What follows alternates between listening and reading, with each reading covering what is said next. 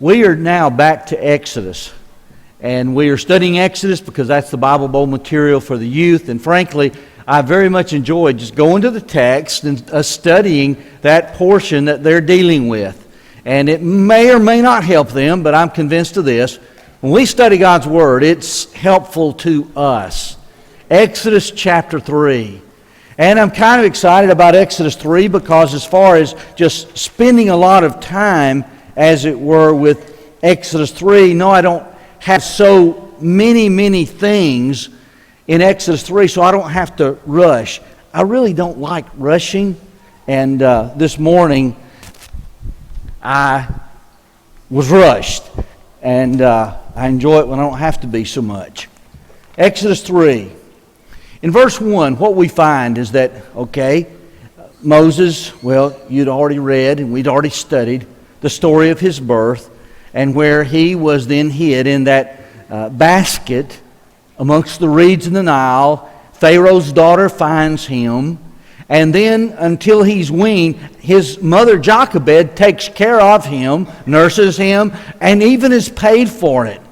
But then he goes to live in Pharaoh's household. And you cannot help but see God's guidance and God's hand in all of this, because he is being groomed to be the leader of God's people to then face Pharaoh and take them out of Egypt. But then as you continue on, you read about that story about how he kills the taskmaster, and then how that then he intervenes with two arguing Hebrews, and who made you a ruler and a prince over us? And then they call to mind, you going to kill us? Like you killed that Egyptian? It's kind of like, oh no. It's known. And so he flees. He goes to Midian. And that's where we find him in chapter 3. The second 40-year period of his life, he was that shepherd in Midian. This, of course, would be at the end of that second 40-year period of his life. Beginning of verse 1.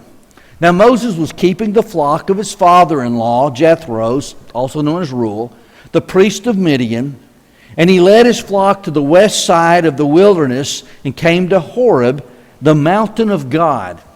Now, at this juncture, we might not think or know of quite the significance of Horeb as the mountain of God. There's a word when you study this that sometimes commentators want to stick in there. They want to say, this is proleptic. And that's not a word we go around using so much. But what this has to do with is that as Moses writes this, it's subsequent to what happened at Horeb and Mount Sinai and the giving of the law. And so certainly among the Jews, that came to be known as the mountain of God. At this juncture, as he's in the wilderness, no, not so much known as the mountain of God, but it come to be known as that. And so now when Moses writes this years later in the wilderness wanderings, he calls attention. I was at Horeb, the mountain of God. And the angel of the Lord. Now this phrase is intriguing, and frankly, it's worthy of study. And so the next time we kind of do a tough questions, that's the second Sunday night in January, we're going to be looking at just who is the angel of the Lord. It's found quite a number of places throughout Scripture, of course, primarily Old Testament. And we want to say, how is it used and who is this? But here he just says, and the angel of the Lord appeared to him in a flame of fire out of the midst of a bush. And he looked, and behold, the bush was burning, yet it was not consumed. And Moses said, I will turn aside to see this great sight, why the bush is not burned. There's some things you might say, well, look at that. And you might mean take a glance. And then there's occasions you got to see this. In other words, kind of like feast your eyes. You look, you stare, you want to examine. And that's, I think, where he is with this bush that's burning and not consumed. How strange a sight it is. Then verse 4, and when the Lord saw that he turned aside to see, God called to him out of the bush. It is interesting to me that you have the angel of the Lord mentioned there in verse 2. Then in verse 4 you have the term Lord mentioned. And then halfway through the verse, God mentioned. Lord, that would be more that covenant name for God. And then God, Elohim, more that name everyone would know him as. When the Lord saw that he turned aside, God called to him out of the bush, Moses, Moses. He said, Here am I. And he said, Do not come near. Take off your sandals from your feet, for the place on which you are standing is holy ground. Years ago, I've made mention to this to you. Some of you would remember, some not maybe, and then some of you never heard me tell about it. I got on the mailing list of a fellow called himself Reverend Ewing, Church by Mail. Now, I received quite a number of things in the mail from him, and always, frankly too, he was always asking that then money would be sent back. Later, I noticed, read a little snippet, just happened to catch it in the newspaper, that he was investigated and came in trouble for tax fraud with the Internal Revenue Service. So not all turned out so great for Reverend Ewing, Church by Mail. But one of the things he sent me was this. It was like a piece of paper, kind of like a 2 foot by 2 foot. And then he said, now wherever you unfold this and place it on the ground, it becomes holy ground. That's a big statement, isn't it? It's a very presumptuous statement. But I want to tell you something. As God says, this is holy ground. And God is now in His presence. It is holy ground. You know, someone said, well, why take your shoes off? I want to tell you something. You know, God told him to. I don't really have an answer to the why, but I have to say this. God is in His presence in such a manner, things can't just be the same. And if it's a matter of God saying, take off your sandals, oh, by the way, I don't have the impression that He argued one bit at this point. He does what God says. Now later on we're going to see, yeah, He does make some excuses. Then in verse 8 He says, and I am the God of your father, the God of Abraham and the God of Isaac and the God of Jacob. You know, we might take a step back and say, why did God identify Himself as the God of Abraham, the God of Isaac, the God of Jacob? You know, there may just have been the sense of, you know, that the affinity to these are your fathers. We've got this connection. I'm their God, I'm your God. But I think there's a couple of things that are a little bit more significant than that. We are just about to embark upon, you see, God saying it's time. It's time that my people leave Egypt. I said they'd go there for 400 years. They've done that. It's time for them to leave. Time to them now to take possession of that promised land. That promise that I made to. The promise was made to Abraham more than once. It was revisited with Isaac and the promise made to him. It was even revisited with Jacob. The promise was made to him. And so I think there's the element of, listen, I'm the God who made that promise to Abraham, to Isaac, to Jacob. Because, you see, now He's embarking on raising Moses up to be that leader, to take them out of the promised land. But then there's a second thing of great significance. And you find this in Matthew, Mark, and Luke. All three places. And if you would say, which is the best one to look at? Well, really, all similar pretty much. But I wish you'd turn over to Luke chapter 20. Luke chapter 20. Now, I want to say that you want to turn there. Luke 20. Because it shows us how Jesus made a significant use of this passage back in Exodus chapter 3 as concerns the resurrection. Luke chapter 20. Now, the entirety of the context starts in verse 27. And it was when the Sadducees came up asking about the resurrection. We're not going to read, just mainly for sake of time, that entire context. But getting down to verse 37, Luke chapter 20, verse 37, he says, "But that the dead are raised, even Moses showed." Moses wrote those words, you see. In the passage about the bush. Now, what other context would you think of but that occasion of the burning bush?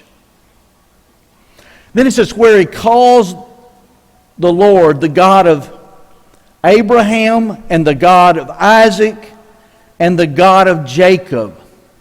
And then now you might say, here's the point. Verse 38.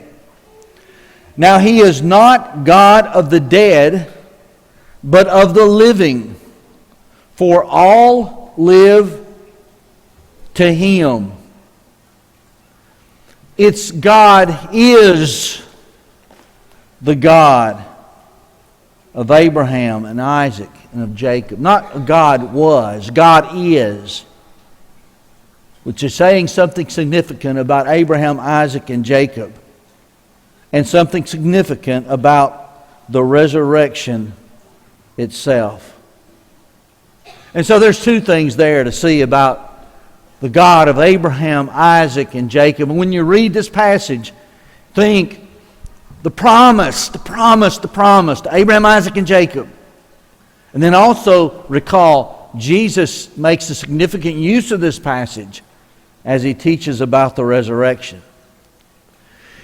Then in verse 6, middle of it, and Moses hid his face, for he was afraid to look at God. Then the Lord said, I have surely seen the affliction of my people. My people. Now I wrote in the margin every time in the book of Exodus where you read this little phrase, my people. I'm not going to go through all of those references, but I can tell you this, it's 20 times you see this idea of my people. You know, sometimes today someone might say, my people. And they're using it in a possessive sense, and they're speaking maybe of their family, and maybe their extended family. Or maybe someone's saying, my people, and they're talking about those people of the nation in which they live. Or maybe sometimes they're saying, my people, and they're using it with regards to a specific ethnicity.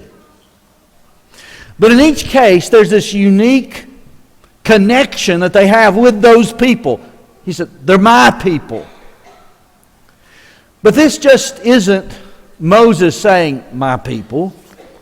This is God saying, my people. This is God laying claim to the nation of Israel. I don't know about you, but I can say for myself, I think that's significant and exciting. My people. It's what he calls Israel. And you know, we might think, well, what about us today? Can we be those people to whom God would say, my people? In 2 Corinthians chapter 6, here's what you read beginning in verse 16. What agreement has the temple of God with idols? For we are the temple of the living God. As God said, I will make my dwelling among them and walk among them. And I will be their God, and they shall be my people. For those people who are Christians today, God is calling them my people. Are you one of God's my people? I can promise you this. I want to be. I absolutely want to be. And I hope that you want to be too. One of God's my people. Okay, that's Israel. Chapter 3. I've surely seen the affliction of my people who are in Egypt and have heard their cry because of their taskmasters. I know their sufferings. And I have come down to deliver them out of the hand of the Egyptians and to bring them up out of that land to a good and broad land, a land flowing with milk and honey, to the place of the Canaanites, the Hittites, the Amorites, the Perizzites, the Hivites, and the Jebusites. Now, looking at this, I want you to kind of take note. He says, I've seen the affliction of my people, and I have heard their cry. Has God noticed what's happening to the Israelites? Has God heard their prayers, their pleas? And he's saying, absolutely, I have. But I have an idea that there may have been some Israelites at some point along the line saying, God, are you listening? God, are you seeing what's happening? Because maybe during their particular lifetime or this particular moment of their suffering, they don't feel the relief and they're not seeing the relief. But God saw and God heard. And yes, God cared. Isn't the same thing true today? We go through some difficult times maybe, rough patches, times of sickness and death and troubles. And maybe we cry out to God and cry out to God and we're thinking, God, don't you see? God, aren't you listening? Well, maybe at the very moment God's not acting and doing. So we think as we want Him to. And men can sometimes then develop those doubts.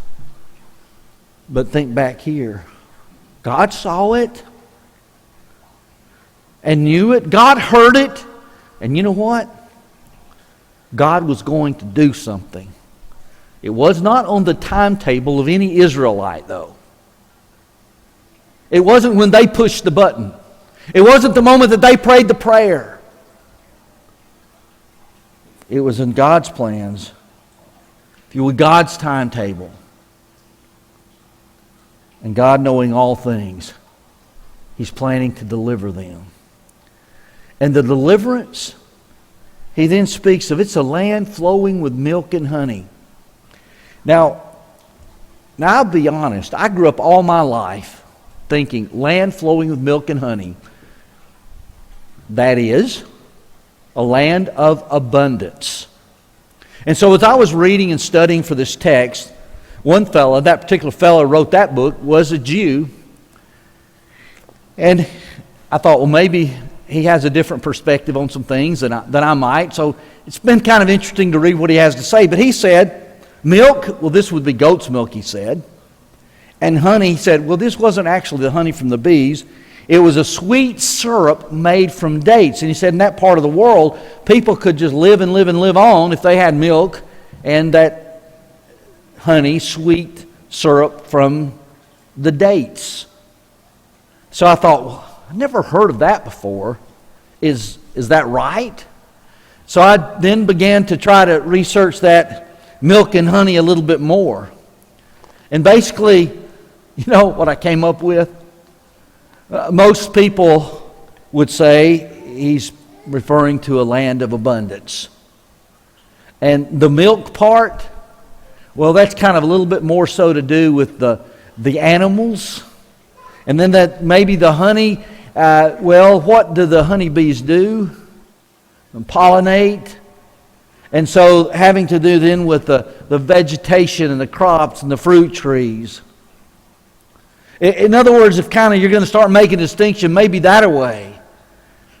But you know, kind of as I walked away from this, I thought, well, that's interesting to say, well, this is goat's milk and this honey is actually a syrup made from dates. But I still think that when I was a little boy and heard milk and honey and kind of had the idea of abundance, That's what he's getting at. So he's going to take them from a place they don't want to be to a place that is beyond their imagination, really. And in the grand scheme of things with us, isn't that what he's doing? We're faithful to God. We serve Him. Well, if we do that, we've been saved by His grace, and we have that hope of eternal life. And we would sometimes like the relief maybe of some specific thing within this life that's hard. One day we're going to get it. We may not get it right here and now. We may still have to deal with that which is hard. But one day there'll be that land of milk and honey. That place of heaven. But in verse 9 it says, "Behold, the cry of the people of Israel has come to me, and I have seen the oppression with which the Egyptians oppress them. Come, I will send you to Pharaoh, that you may bring my people, the children of God, out of Egypt." It's kind of like Moses was good with all this until now. Here in this particular chapter 3, you've got two of the excuses, objections, that Moses made, and then a couple of answers that are given. I was just kind of looking for, excuses, and I found some excuses you might use if you miss work. One employee, and these are actual excuses, I took it that employees had given. One employee said the ozone in the air flattened his tires. Another one says the pressure cooker had exploded and scared her sister, so she had to stay home. Another one said he had to attend the funeral of his wife's cousin's pet because he was an uncle and pallbearer. Another one says he was blocked in by the police raiding her home. Another one said that she had to testify against a drug dealer and the dealer's friend mugged him. Another one said her roots were showing. She had to keep her hair appointment because she looked a mess. Another one said that her cat food, she ate cat food instead of tuna and was deathly ill. People can come up with all kinds of excuses, can't they? But, here, Moses did too. And take off your shoes, you're on holy ground. No problem with that. But I'll send you to Pharaoh. He's not so sure about that. Aren't we kind of the same way? Aren't there a lot of things God wants you to do and you're ready to take your shoes off? You're ready to do what He said. And other things you know that He wants you to do and you're kind of not so sure about that. I think we're all kind of that way. And for him, it was go see Pharaoh. Oh, by the way, why did he leave Egypt? He'd killed a taskmaster. He was a wanted man. Murder and insurrection. Pharaoh wanted his life. Well, over in chapter 4:16, we're going to see that 4:19 that the men who seek to kill you are dead. So that doesn't seem to be a problem anymore. Now notice what's happening. His first excuse, who am I that I should go to Pharaoh and bring the children of Israel out of Egypt? Who am I to do this? This has humility written all over it. And is humility a trait that God expects and desires of His people? Yes. But should humility ever be the reason we do not obey God? Absolutely not. Humility? Yes, good. Humility that prevents us from obedience? No. Bad.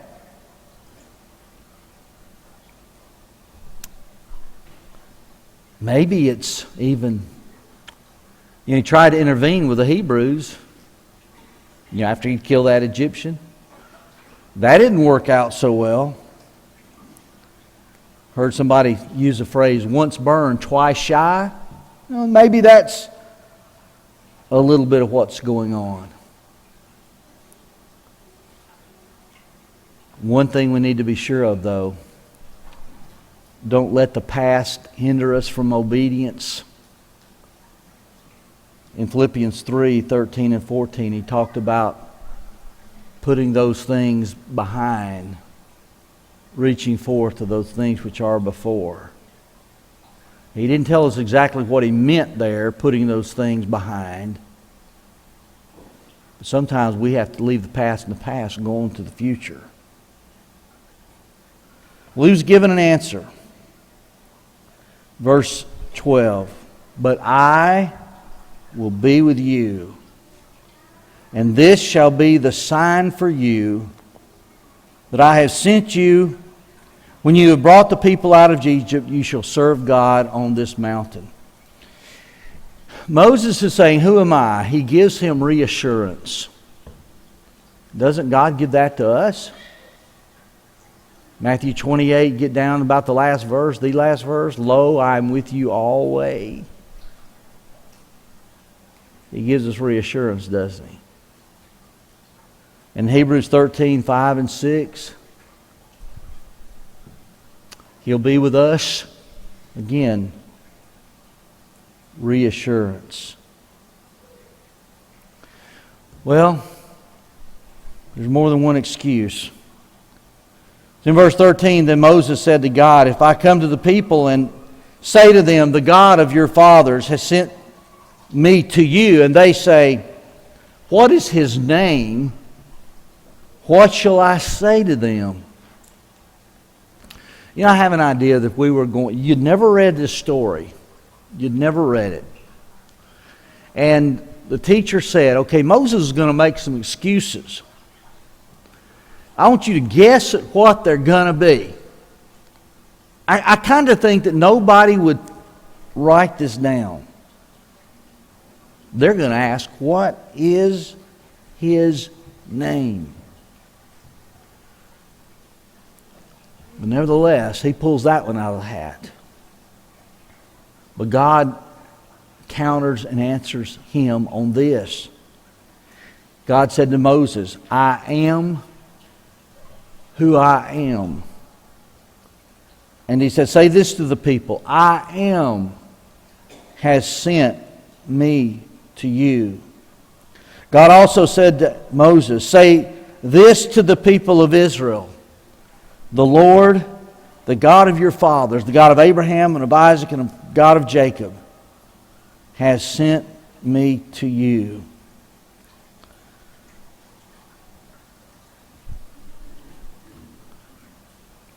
He makes excuses, but God doesn't let him off the hook. He is going to be God's leader of Israel. He is going to be the one who stands before Pharaoh, pleading the case. Now, kind of very quickly, look over in verse 18.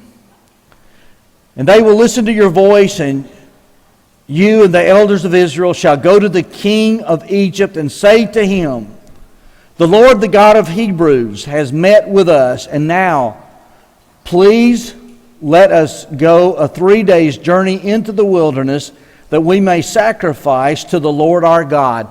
Now, okay, I'm running out of time. I'm skipping some verses. Why did I choose that one? I like the word please. Somebody might think, so, well, I just think it's interesting. He goes before Pharaoh and says, please let us go a 3 days journey. We need to learn civility. We need to learn to be polite.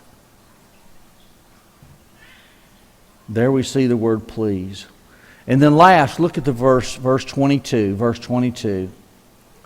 But let each woman ask of her neighbor, and of any woman who lives in her house, for silver and gold jewelry and for clothing. You shall put them on your sons and on your daughters, So you shall plunder the Egyptians. Now the reason I bring this up, verse 22, is just a point of clarification. I grew up reading in the King James Version the word borrow. The word borrow. And see, that kind of conjures up, well, what do you do with something you borrow? You return it. In fact, I was taught by my dad, you turn something in better condition than in which you got it. You borrow it, you're sure to return it, and you take care of it while you've had it. But you're sure to return it. Well, it's kind of obvious that all of this received from the Egyptians, there was no plans to return. And so, were they saying, can I borrow? Well, no, that's not the best translation. They were just asking for it. Can I have it? And if we were to take a step back and say, well, okay, and what makes them think they can ask for this and receive it? Well, you remember that for these 400 years, they had been there in Egypt.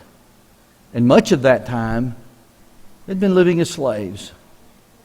And it, frankly, was not really much more than the wages they would have received over this period of time. And so they asked, and they did receive. And you find that this takes place in chapter 12, verses 35 and 36. Chapter 3, we're going to get this thing started. Moses, you're going to lead my people. 2 excuses here. God doesn't let him off the hook.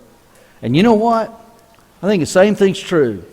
What God is expecting of us, we may have excuses, but He's not let us off the hook. He's still expecting us to do what He wants.